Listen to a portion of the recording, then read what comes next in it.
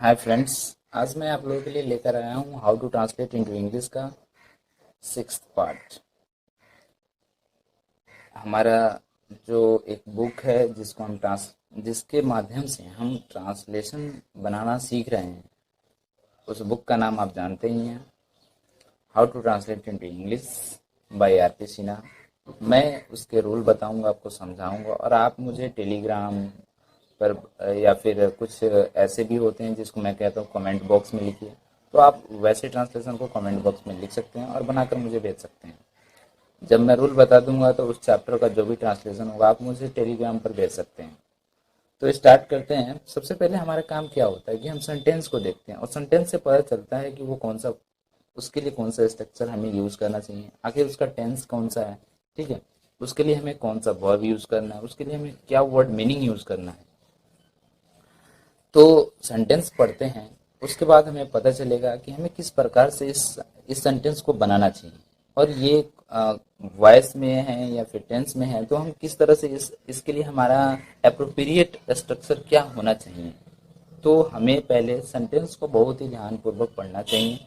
ठीक है, उसके बाद हम स्टार्ट करते हैं स्ट्रक्चर को, स्ट्रक्चर का ध्यान लगाते हैं कि हमें कौन सा स्ट्रक्चर यूज करना चाहिए to make this sentence. Okay,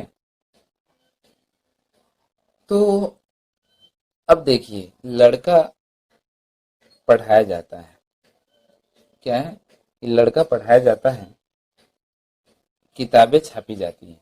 अब इसमें हमें किस प्रकार क्या समझ में आ रहा है। देखिए, एक सेंटेंस है लड़का पढ़ता है, ठीक है, ये अलग है, और लड़का पढ़ाया जाता है ये भी अलग है, दोनों में बात अलग है। तो लड़का पढ़ता है यानी कि लड़का वो स्वयं काम कर रहा है, पढ़ने का जो काम है वो लड़का स्वयं कर रहा है, कि लड़का पढ़ता है, पढ़ रहा है, वो खुद कर रहा है। लेकिन लड़का पढ़ाया जाता है, ये तो किसी और के द्वारा पढ़ाया जा रहा है, ये तो खुद पढ़ नहीं रहा है ना। जैसे किताबें छापी जाती है, तो किताबें आप थोड़ी ना छप रही हैं, ये किसी और के द्वारा छापी जा रही हैं। तो लड़का पढ़ाया जाता है, किताबें छापी जाती हैं, इस चीज को पढ़ने से पहले हमें कुछ बेसिक रूल जो होता है वो पता कर लेना चाहिए। ठीक है, तो हम वो पता करते हैं, हम ब्रीफ में ही देखेंगे। उसके बाद अगर वॉइस के बारे में पूरी डिटेल से जानना है, तो आप मेरे जो ग्रामर का सीरीज चल रहा है उसमें आप देख सकते हैं। ठीक है,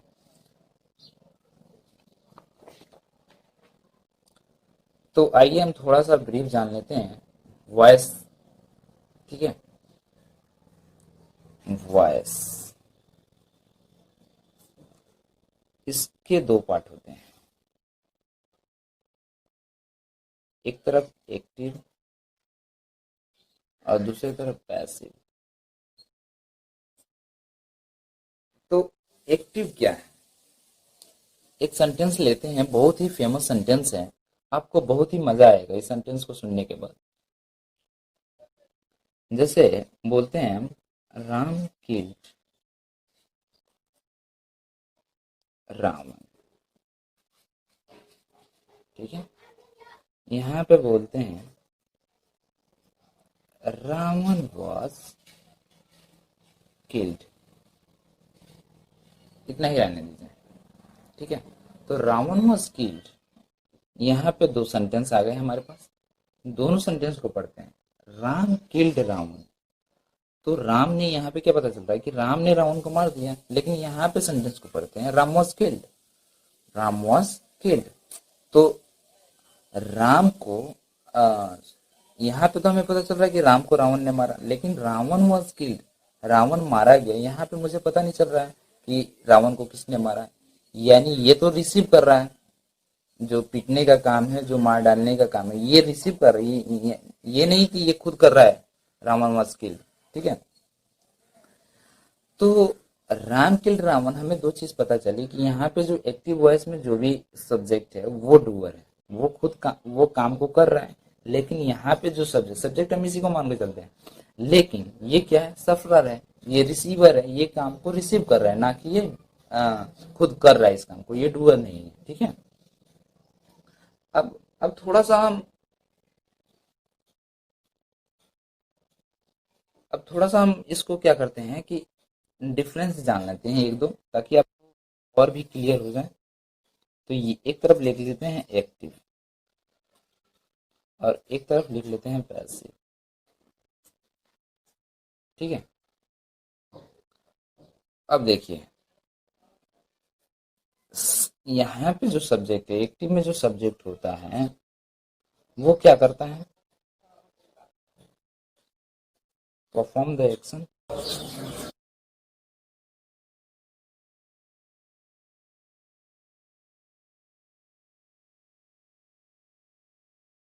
ठीक है, और ये क्या करता है, यहाँ का जो सब्जेक्ट होता है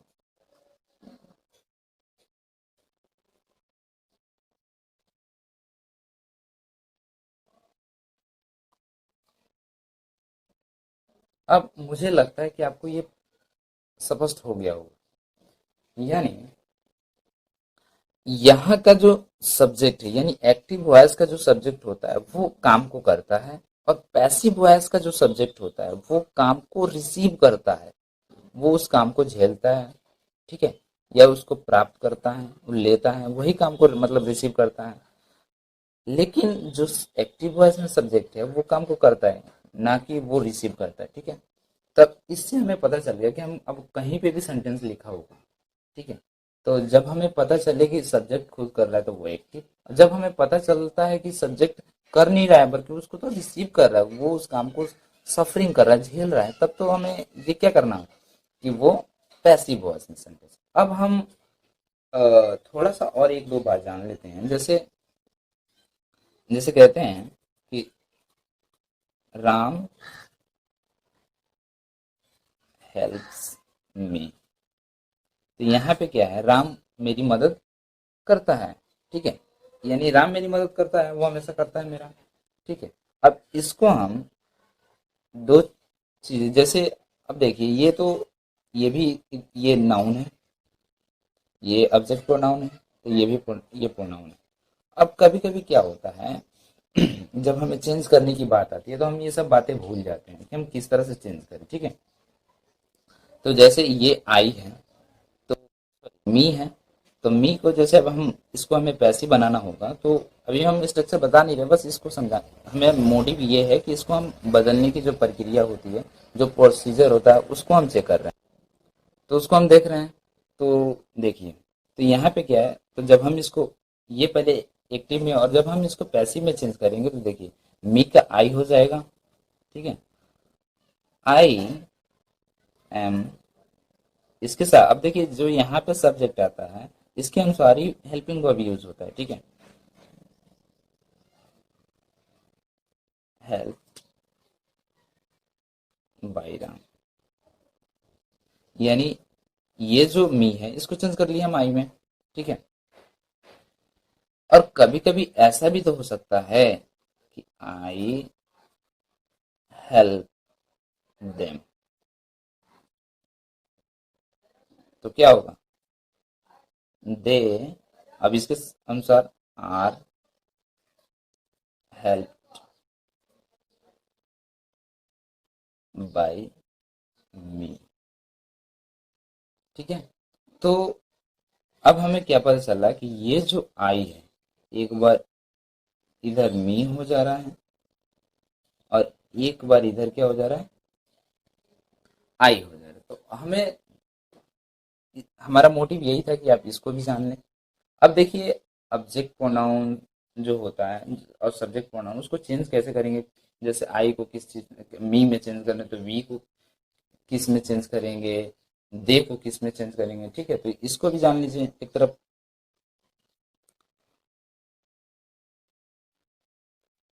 एक तरफ यहीं पे लिख लीजिए, यहाँ पे सब्जेक्ट प्रोनाउन, पीछे प्रोनाउन लिख लेते हैं, और इधर ऑब्जेक्ट प्रोनाउन।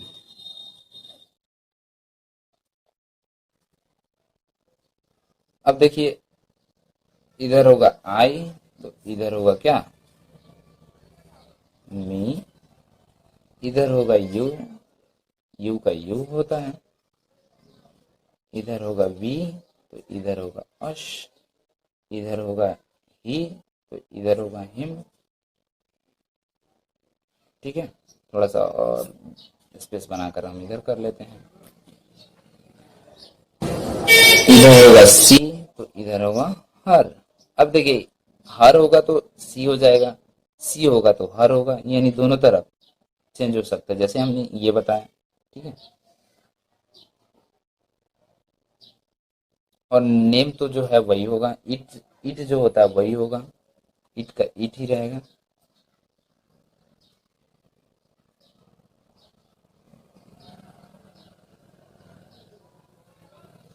अब हम ट्रांसलेशन की तरफ आते हैं।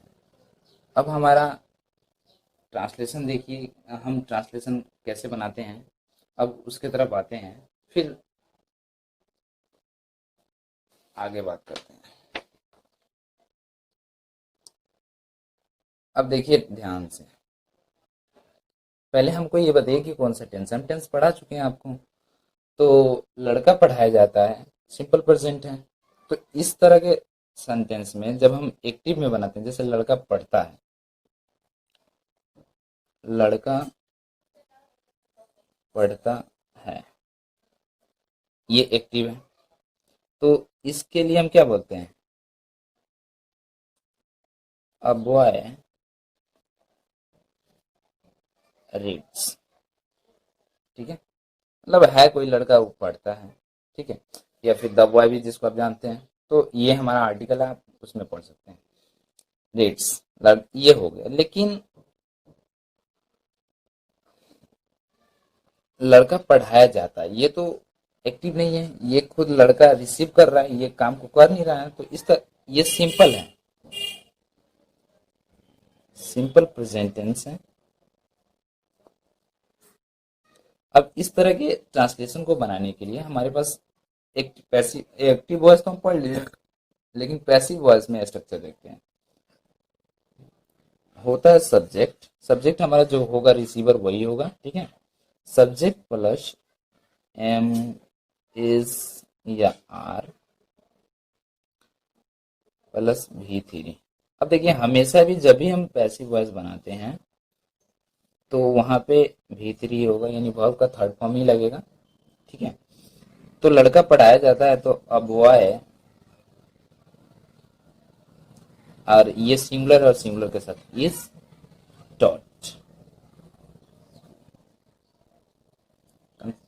क्लियर है यहाँ पे। तो subject plus M is R plus V3। अब इसके जैसे किसी के द्वारा पढ़ाया जा रहा है, तो आप वहां पे बाई के बाद लगा सकते, बाई के बाद जिसके द्वारा भी पढ़ाया जा रहा है आप लगा सकते हैं जोड़ करके। ठीक है, किताबें छापी जाती हैं, तो बुक्स, और ये प्लुरल है, प्लुरल के साथ हम क्या लगाते हैं, आर। आर प्रिंटेड, प्रिंट में छापना।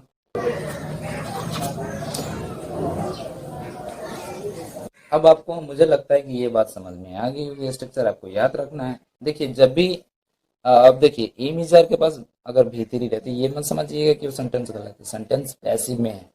एम इज आर के बाद भीतरी है, यानी सेंटेंस पैसिव में है। इंग्लिश में भी जब ऐसे लिखा रहा है, तो अगर कुछ पता नहीं चलता तो इस तरह से भी आप पता कर सकते हैं। ठीक है, अब देखिए नेक्स्ट,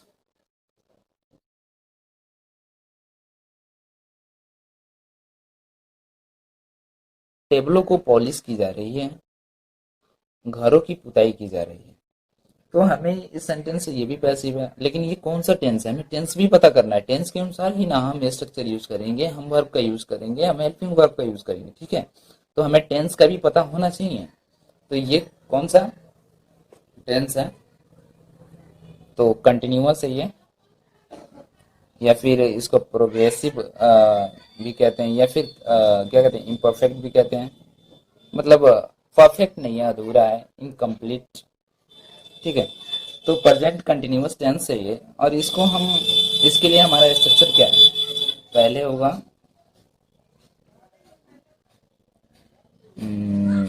सब्जेक्ट।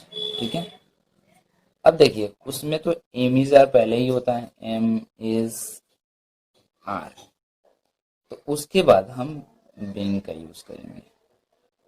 और भी3 तो हमारा हमेशा लगेगा जब भी हम पैसिव सेंटेंस बनाएंगे, तब हमारा भी3 लगना ही है। तो ये बात ध्यान में रखिएगा कि पैसिव वॉइस में हमेशा भी3 आएगा, चाहे कोई भी टेंस हो। भले उसके अनुसार हेल्पिंग वर्ब चेंज हो सकते हैं, लेकिन वर्ब का थर्ड फॉर्म ही रहेगा। तो यहाँ पे आ गए। अब देखिए, जैसे लड़का पढ़ रहा है, तो लड़का पढ़ रहा है, वो खुद काम कर रहा है। अब बॉय इज रीडिंग हो गया। तो लड़का पढ़ाया जा रहा है, तो ये तो खुद काम नहीं कर रहा है। अब देखिए, इस सेंटेंस को ही बना लेते हैं। टेबलों की पॉलिश की जा रही है, तो क्या होगा? सब्जेक्ट हमारा इसी को लेकर चलेंगे, बट ये हमारा डूअर नहीं है, ठीक है। किसी और के द्वारा पॉलिश की जा रही है, लेकिन वो हमें पता नहीं है, तो सब्जेक्ट हम इसी को मान के चलते हैं। तो क्या होगा? टेबल्स। और टेबल्स प्लुरल है, प्लुरल के साथ आर लगेगा।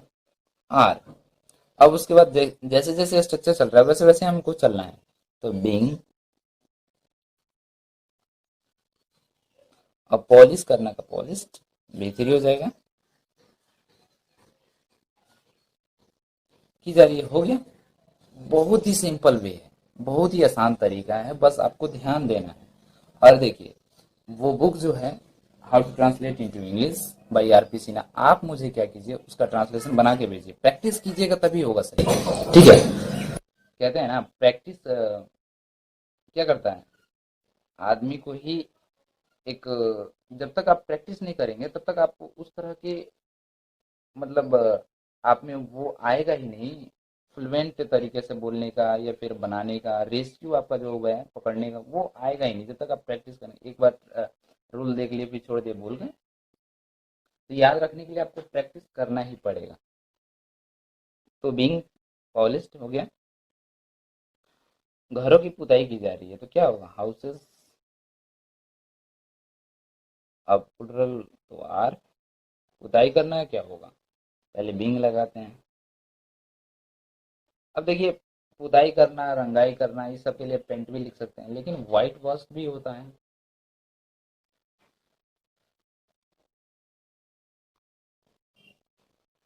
पेंट भी लिख सकते हैं, इसमें कोई प्रॉब्लम नहीं है, ठीक है।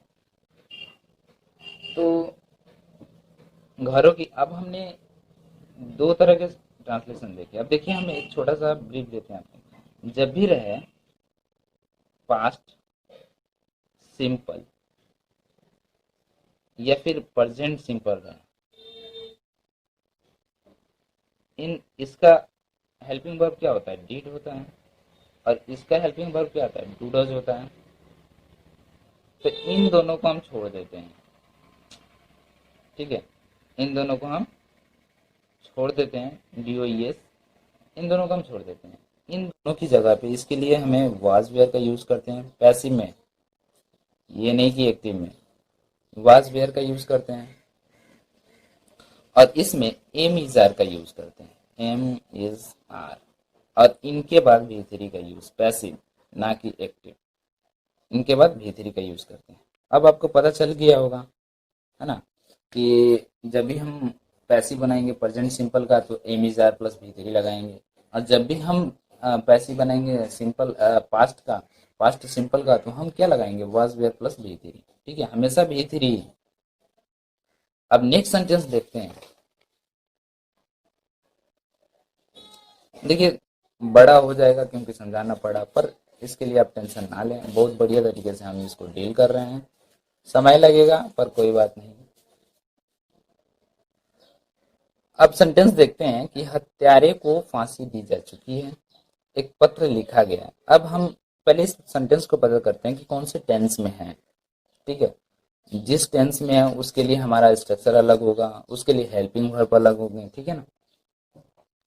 तो हत्यारे को फांसी दी जा चुकी है, यानी ये काम कंप्लीट हो चुका है। और जब काम कंप्लीट हो चुका है, उसके लिए हम क्या करते हैं? प्रेजेंट परफेक्ट टेंस है ये।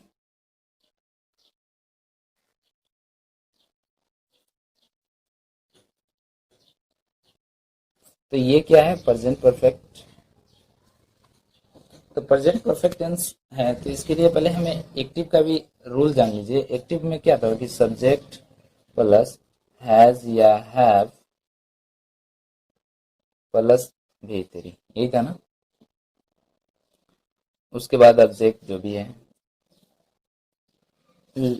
तो इसके लिए जैसे आप खाना खा चुके हैं, आई हैव इटन, सॉरी आप खाना खा चुके हैं, यू हैव इटन। इस तरह के ट्रांसलेशन को आप बना रहे थे, लेकिन अब हम इसको जैसे हत्यारे को फांसी दी जा चुकी है, एक पत्र लिखा जा चुका है, तो इस तरह के पैसिव वॉइस में हम किस तरह से बनाएंगे, उसके लिए हमारा स्ट्रक्चर है सब्जेक्ट प्लस हेल्पिंग वर्ब वही रहेंगे, हैज या हैव प्लस बीन, इसके बाद बीन लगेगा, फिर भी थ्री। ये हमारा पैसिव का स्ट्रक्चर है। ये था एक्टिव का और ये है हमारा पैसिव का। ठीक है, तो अब हम ट्रांसलेशन को बनाते हैं कि हत्यारे को फांसी दी जा चुकी है, तो क्या लिखेंगे, द मर्डरर्स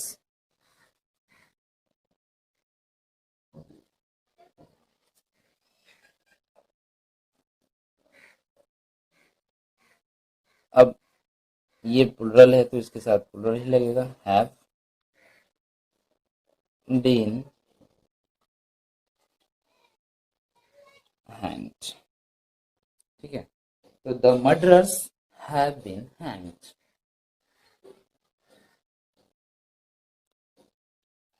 अब नेक्स्ट देखते हैं, नेक्स्ट ट्रांसलेशन क्या है। ये ट्रांसलेशन आपको बना करके मेरे कमेंट बॉक्स में लिखना है, ठीक है।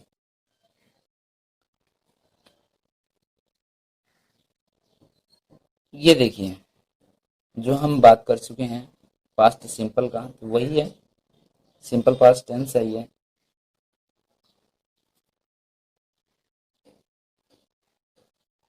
अब इसको हमें पैसिव में चेंज करना है, यानी दो चीज समझ लीजिए। अब हिंदी में दिया रहेगा, अब कोई दे दे कि इंग्लिश में दिया हुआ है, जैसे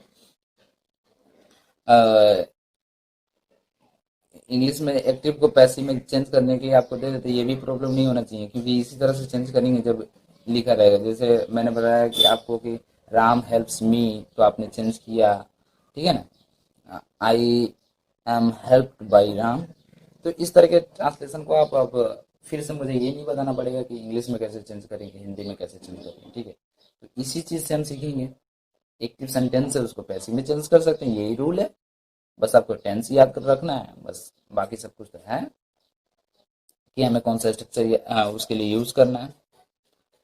तो गुंडे पीटे गए, पेड़ रोपे गए, गुंडे पीटे गए, ये पास्ट है, तो पास्ट के लिए पहले हमें एक्टिव का भी पता कर लेते हैं ना, तो आप भूल जाते हैं बहुत जल्दी।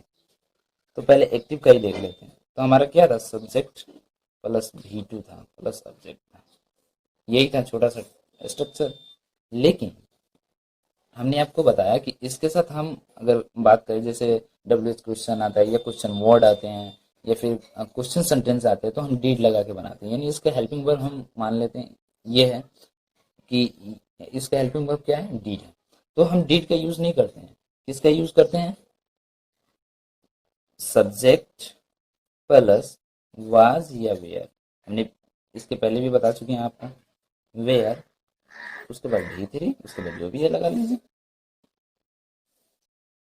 हाँ, अगर बताना है कि ये काम किसके द्वारा किया गया, जैसे गुंडे को पीटे गए हैं, तो किसके द्वारा पीटा गया, तो आप उसके लिए बाई लगा करके जिसके द्वारा पीटा गया है उसके द्वारा आप लगा सकते हैं, ठीक है।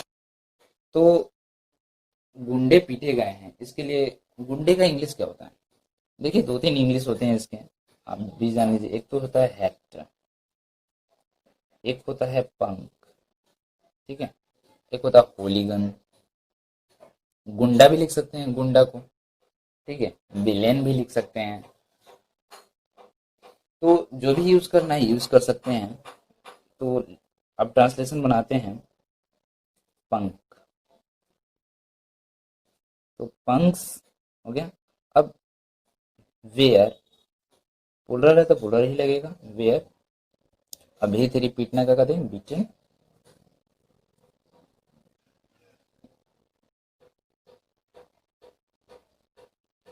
हो गया। पेड़ रोपेगा, इस ट्रांसलेशन को आप मुझे कमेंट बॉक्स में बना करके भेज सकते हैं। अब देखिए, पंक्स वेयर बीटन, तो गुंडे पीटे गए या फिर होलीगन वेयर बीटन। अब मीनिंग के लिए आप कोई भी यूज़ कर सकते हैं। अब फ्रेंड है तो फ्रेंड का एक मीनिंग थोड़ा ना, बहुत सारे मीनिंग होते हैं। इंग्लिश वर्ड होते हैं, उसके लिए बहुत सारे इंग्लिश वर्ड यूज़ किए जाते हैं। तो जैसे फ्रेंड है तो उसके लिए एलाई भी तो होता है, कॉमरेड भी तो होता है, मेट भी तो होता है। तो इस तरह के वर्ड होते हैं बहुत सारे एक ही चीज़ के। तो अब मुझे ये ट्रांसलेशन आप बना कर दिखाएंगे, और जो भी ट्रांसलेशन उस चैप्टर में दिए गए, ये आपका ड्यूटी है, ये आपका कर्तव्य है कि आप बनाएं। जब मैं आपके लिए कर रहा हूँ तो आपकी भी फर्ज बनता है ना, आप मुझे बना करके भेजें। आके केवल लेजीनेस बने रहेंगे, लेजी की तरह सोए रहेंगे, वीडियो देख लिया, स्ट्रक्चर देख लिया, हाँ हम तो बना लेंगे, हम तो कर लेंगे, इस तरह से नहीं होता।